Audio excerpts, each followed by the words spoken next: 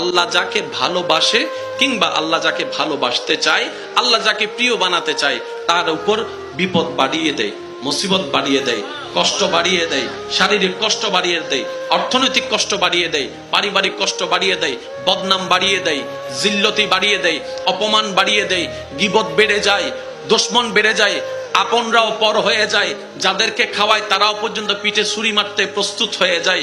মনে রাখবেন, যখনই জীবনে এমন কিছু অনাকাঙ্ক্ষিত ঘটনা আপনার চোখের সামনে আসবে, আপনার বিবেকের সামনে আসবে, এতটুক মনকে স্থির করিয়ে নেন, আল্লাহ তাআলা আমাকে ধৈর্যের পরীক্ষা নিচ্ছেন। সুবহানাল্লাহ, আল্লাহ আমার ধৈর্যের পরীক্ষা নিচ্ছেন। কেন? কারণ আল্লাহ তাআলা একমাত্র ধৈর্য ধারণকারীর সাথেই থাকেন। ইন্নাল্লাহা মা'আস সাবিরিন। তো রবের সাথে হওয়ার জন্য ধৈর্যের দরকার, ধৈর্য ধরার জন্য বিপদ আপদ কষ্টের সম্মুখীন হওয়ার দরকার। বলেন না সুবহানাল্লাহ।